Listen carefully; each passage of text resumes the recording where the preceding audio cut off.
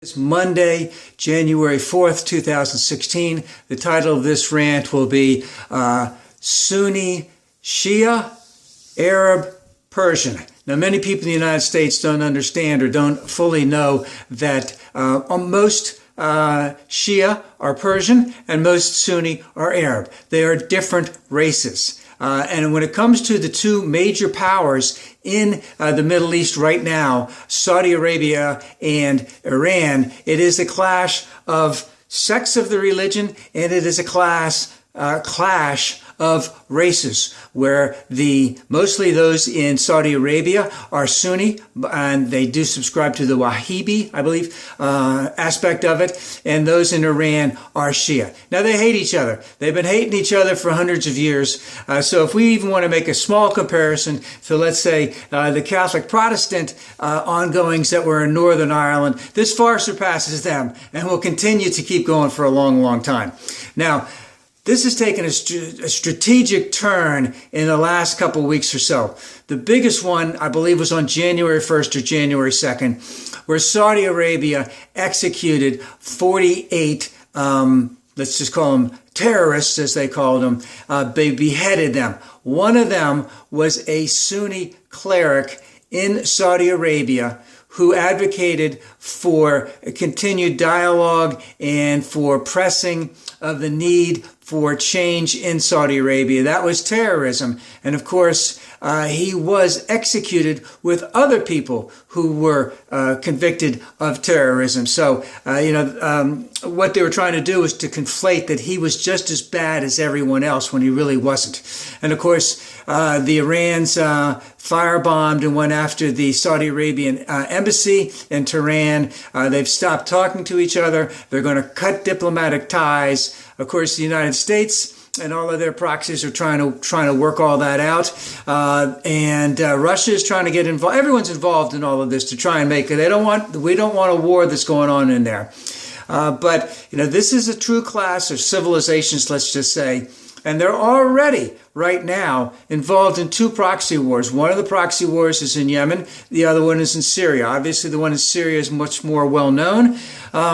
But the one in Yemen is very, very concerning because, number one, the people are going to be starved there because it's going to be very, very hard to bring supplies there. Saudi Arabia has done a tremendous amount of indiscriminate bombing there, a lot of civilians that have died. And we'll have to see what happens, but it doesn't look good.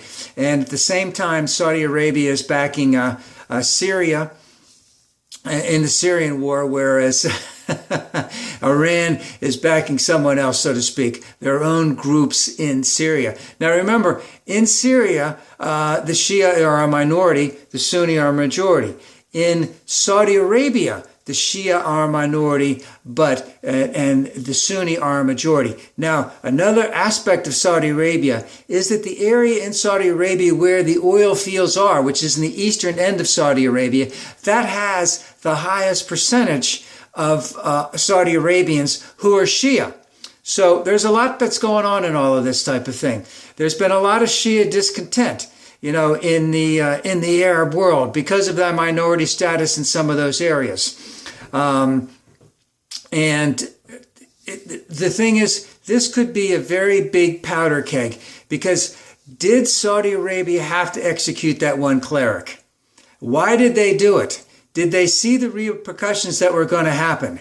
Are they willing to go it alone? Because they've said they're willing to go it alone when they formed a coalition of 34 other Arab countries, and they were not Shia Arab countries. They were Sunni Arab countries. Are they willing to go it alone without the United States? They had some backing from Pakistan at one time, but Pakistan is now trying to get a little bit closer to India. Will they come to their defense if that comes out?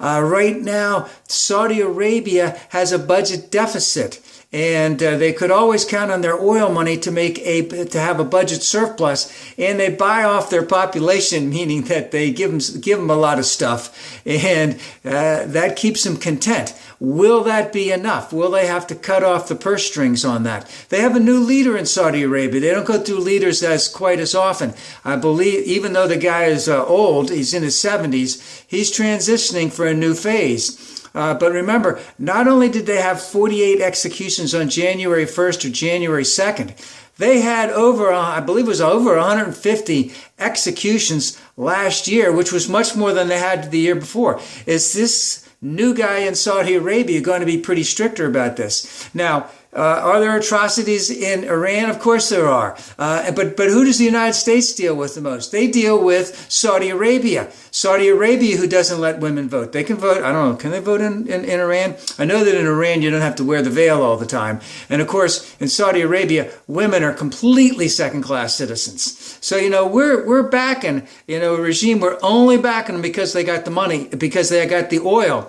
And they also have the money. And are they seeing the light at the end of the tunnel that in 30 years from now, they're not going to have any need to pump oil because no one's going to want oil, or there's going to be such a small amount of oil, they won't even be able to remotely pay for the services that they need to live in Saudi Arabia. So there's a lot going on, and this intersection of this clash of civilizations, of sects of the same religion, will this bring about some new war which really could change things? Oil is way up today, but at the same time, the markets are gone way down because of this possible clash. And, Saudi Arabia is not going to have the type of control, and Iran is not going to have the same type of control that they have over their people as years go on. A lot of that has to do with social media. The norms are changing very, very fast over there.